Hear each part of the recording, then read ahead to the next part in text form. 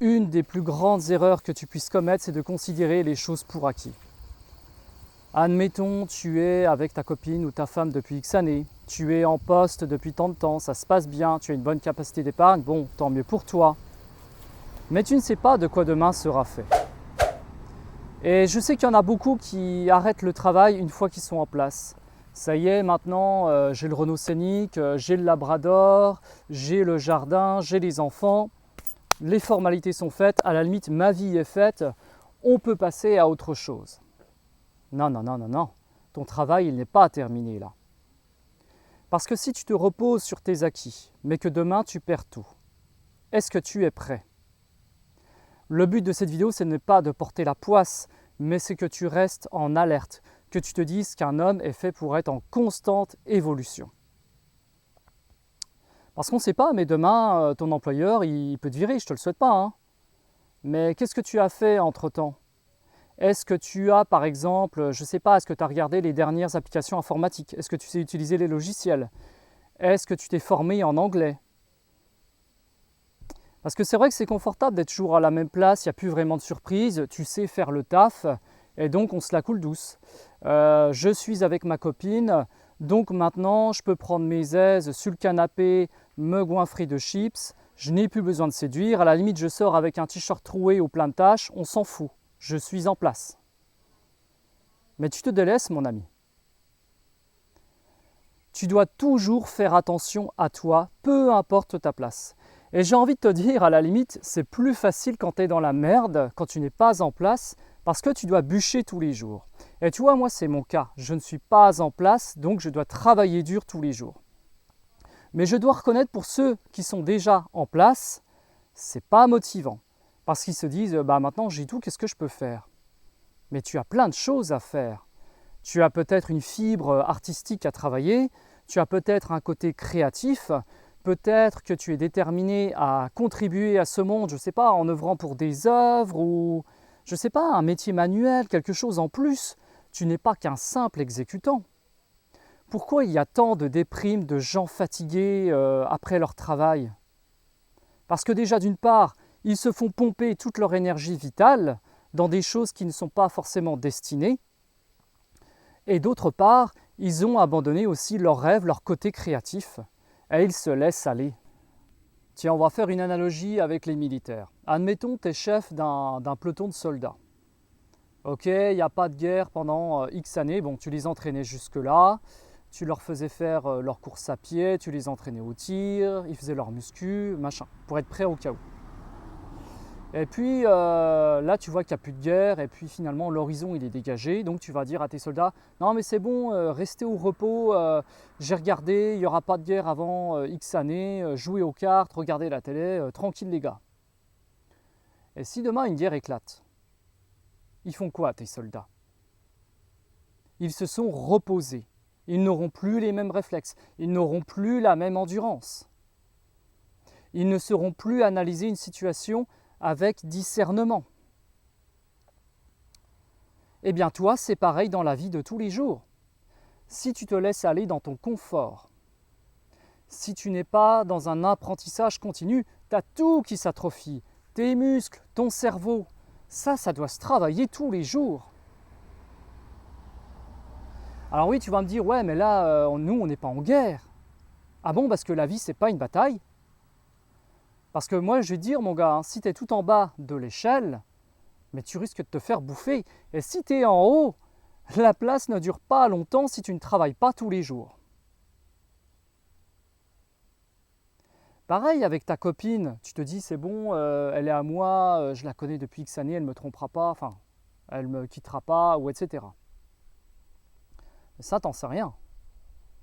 Tu ne sais pas. Peut-être qu'elle trouvait ton bidon un petit peu grassouillé, mignon au début, parce que quand elle t'a connu, tu faisais ton sport, ta muscu, tu étais athlétique, tu avais de la tchatch, etc. Puis au fur et à mesure des années, avec le côté confortable, etc., on se laisse un petit peu aller. Puis on se dit, oui, c'est normal, avec l'âge, on est moins athlétique, on devient un petit peu plus gras. Ce sont des choses tout à fait naturelles. Alors oui, forcément, avec l'âge, tu n'as pas le même physique qu'à tes 20, 25 ans, quand tu as 40 ou 50 ans. Mais est-ce que c'est tout de même une raison suffisante pour expliquer, je ne sais pas moi, du diabète, de l'obésité, pour être essoufflé en montant tes 3 étages avec des sacs de course? Tu vois bien qu'il y a un souci quand même. Je te dis pas de conserver un physique d'Apollon jusqu'à 60 balais, c'est pas ça. Mais je suis sûr que quelque part, il y en a beaucoup qui, depuis qu'ils sont avec leurs copines, délaissent leur entraînement sportif. Parce qu'au début, c'était bon, allez, je saute un entraînement de temps en temps, je vais l'accompagner à telle activité, ça lui fait plaisir, etc. Mais est-ce que quelque part, les activités de ta copine ont pris le dessus sur les tiennes? Parce que j'en vois aussi beaucoup qui délaissent leur passion pour leur copine. Justement parce qu'ils ont peur. Ils se disent, si je ne fais pas les sacrifices pour ma copine, elle va me quitter. Et justement, c'est une erreur, c'est tout l'inverse. Parce que tu dois conserver cette flamme intérieure. Et le plus beau cadeau que tu puisses faire à ta femme ou ta copine, justement, c'est de ne pas la considérer comme acquise. Parce que tu vas continuer tes efforts.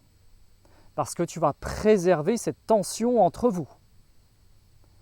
Il ne faut pas vivre dans la peur tous les jours de la perdre, mais de garder dans un petit coin de la tête que la concurrence dehors, elle est rude. T'es pas le seul sur Terre. Hein. Il n'y a pas que toi qui puisse lui donner cet amour que tu es en train de lui donner actuellement. Peut-être qu'elle est comblée actuellement, tant mieux. Mais garde ça en tête. Pareil pour le boulot. Je sais que la stabilité, les employeurs, ils aiment bien. Ils regardent ton CV, ah, il a fait 10, 15 années dans la même boîte, c'est quelqu'un de sérieux, il sait ce qu'il veut. Oui, mais il y a un revers de la médaille avec la stabilité. Comme je te l'ai dit au début de la vidéo, c'est que tu ne te formes pas. Parce que tu es en place, pourquoi se former? J'ai ma position confortable en tant que responsable d'équipe de machin, j'ai plus besoin, j'ai ma paye et tout. Et non. Parce que moi, justement, je te fais part de mon exemple. Moi, je change de boîte, mais très régulièrement. Et je sais qu'il y en a plein qui n'aiment pas. Par contre, j'ai l'avantage de m'adapter rapidement à chaque nouvelle entreprise. Parce que je sais que je vais devoir convaincre un employeur. Je sais par exemple que si je me dirige vers une filière marketing ou communication, je vais devoir travailler par exemple mon aisance face caméra.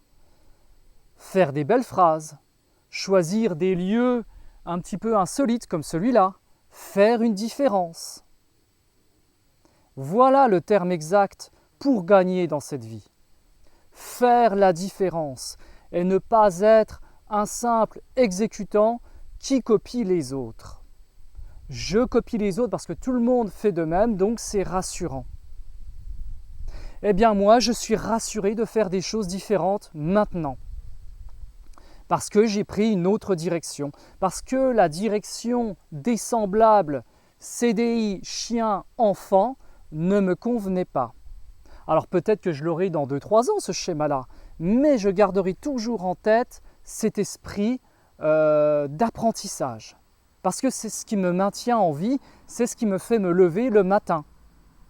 Quand je me lève le matin, je me dis je dois être meilleur face caméra, je dois trouver des bons sujets pour YouTube, je dois garder mon auditoire avec un état d'attention à son maximum. Donc il n'y a pas que le lieu, il y a aussi la façon dont je vais employer les mots, le ton, ma posture. Est-ce que je vais être assis pour expliquer ce que j'ai à expliquer?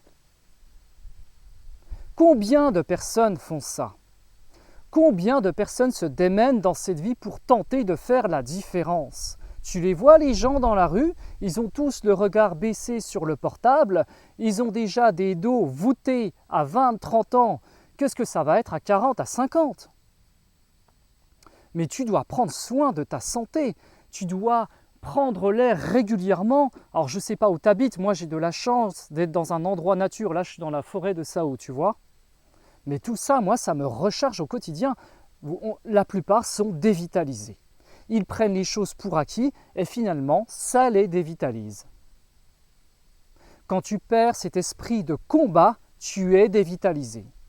Et tu sais, ce qui me désole aussi, c'est de voir la plupart des personnes qui courent après des choses qui sont futiles dans cette vie, alors que moi, je pense que la chose primordiale là, à l'heure actuelle pour laquelle on devrait se battre, c'est l'indépendance. L'indépendance au niveau de l'esprit, au niveau financier et au niveau de ta santé. Combien savent bien composer leur assiette? Combien étudient le marché pour savoir par exemple quel business lancer? Combien arrivent à faire des choses, à avoir un mindset libéré, un état d'esprit pour ceux qui ne comprennent pas l'anglais, sans se préoccuper du regard des autres? Mais tout ça, ça te plombe, ça te tient en arrière. Il faut que tu arrives à te sortir de cette situation. Il faut que tu te dises que tant que je suis là dans mon confort, que je considère les choses pour acquis, je suis finalement en grand danger. Parce que tu as vu les choses qui ont été mises en place pendant le C-19 là. Hein, je ne vais pas dire le nom encore une fois. On a frôlé une catastrophe. Hein. Parce que tant que tu es dépendant d'un système comme ça qui te tient, tu vas me dire, on est toujours plus ou moins dans le système. Oui, mais il y en a, ils y sont moins. Parce qu'ils ont la liberté là. Ils ont la liberté là aussi. Et imagine demain, il y a encore un autre virus qui va arriver. Et puis ta boîte, elle va mettre des restrictions en place pour, soi-disant, contrôler la bonne santé de ses employés, pour éviter qu'une contagion ait lieu. Si tu refuses ces nouvelles dispositions et que tu perds ton emploi à cause de ça et que tous les postes ils vont exiger ça ensuite, tu vas me dire oui mais là le truc C19 c'est fini et tout. T'en sais rien. Demain il peut y avoir autre chose qui va se passer et on va mettre des restrictions plus poussées. Et si tu n'as pas travaillé de projet entre-temps, si tu t'es contenté de rester dans ce système-là, si demain on te coupe les ressources justement parce que tu refuses ces nouvelles dispositions, que vas-tu faire? Tu as déjà réfléchi à ça? Combien es-tu prêt à perdre? Parce que moi, tu sais, j'ai beaucoup changé mon état d'esprit depuis le C19. Hein. Je me suis dit, non mais tant que j'ai pas cette indépendance, je cours un danger. Je sais que je comptais à l'époque sur que les autres ne suivent pas, et ils ont pour la majorité suivi. Je peux comprendre aussi, il y a eu une peur, c'est normal. Mais on a accepté beaucoup de choses sous l'effet de la santé. Donc, si cette vidéo t'a, je l'espère, impacté, t'a fait changer sur la vision des choses, je t'invite dès aujourd'hui, dès maintenant, ne perds plus de temps. Tu te fais un calendrier et tu notes tes objectifs. Note tout le temps que tu perds à faire des choses qui ne te rapportent pas, soi-disant pour te distraire. Tu te dis, ouais, ça me fait du bien de jouer à ma console, de regarder ma série, machin, ok. Tu peux le faire de temps en temps. Mais aie quelque chose à côté. Assure ton avenir. Assure le futur de tes enfants si tu en as. Parce que la vie dehors, elle est dure, mon gars. Tu vois cette montagne qu'il y a derrière moi? Ça représente les difficultés de la vie. C'est majestueux. Mais tu n'es pas encore au sommet de cette montagne. Tu as beaucoup de choses à travailler. Il est plus facile de descendre cette montagne que de la grimper et ça va beaucoup plus vite à tomber. Moi, en ce moment, je me considère, allez, à peu près là, tu vois. Et puis au-dessus, tu as, je sais pas, des DRH, des patrons, ils sont là, machin. Puis après, tu as le gouvernement. Mais quand tu es tout là-haut et qu'il t'arrive une tuile, la chute, elle fait mal. Par contre, quand tu es tout en bas, là, puis que petit à petit, tu grimpes les échelons, t'en bas, c'est dur, il y a des sacrifices. Tu sais d'où tu viens. Tu sais que tu n'as pas envie de retourner en bas parce que tu as goûté à la merde. Tu te dis mais bon sens que c'est dur. Mais plus c'est dur et plus ça rapporte. Tu vas te construire un état d'esprit en béton si tu considères les choses comme éphémères. Tu goûtes peut-être un super bonheur actuellement, je te souhaite que ça dure. Mais s'il te plaît, garde un état d'esprit guerrier. Rien n'est acquis dans ce monde. La lutte, elle continue. Imagine que demain, une guerre puisse éclater, tu dois être prêt. Tu dois être prêt à sortir les armes. Pas une guerre comme tu l'imagines, tirer sur les autres, non. Une guerre qui se passe là et dans le cœur. On n'a plus les mêmes guerres qu'à l'époque. On doit lutter contre des distractions au quotidien. On nous offre beaucoup de choses sur un plateau finalement. Finalement, nous sommes trop gâtés. À l'époque, il y avait 5-6 chaînes de télévision, encore moins à l'époque de nos grands-parents. Regarde maintenant, on a plus de 300-400 chaînes, on ne sait plus quoi en faire. Regarde les relations maintenant, tu as des Insta, des Bumble, des Adopt'un partout. Et finalement, tout le monde se retrouve seul. Parce qu'il y a trop de choix, parce qu'on zappe rapidement les choses, parce que quand on regarde une vidéo, si ça n'en jette pas les 3 premières secondes, on zappe. Eh bien moi je m'en fiche, moi j'ai ma montagne derrière, c'est beaucoup mieux que des effets spéciaux avec des lumières qui clignotent partout, moi j'ai ma montagne. Et cette montagne représente le combat et la lutte contre ce système qui ne nous veut pas du bien. Mais au lieu de lutter contre ce système, de se rebeller à tout va, utilisons-le comme une arme pour renverser la machine. Le problème, ce ne sont pas non plus les réseaux, c'est la façon dont on les utilise. Donc moi, je les utilise de la manière là. Diffuser un message puissant, travailler ma communication, être le meilleur chaque jour, et je t'invite à faire de même. Et comme le dit le titre de la vidéo, ne considère jamais les choses pour acquis.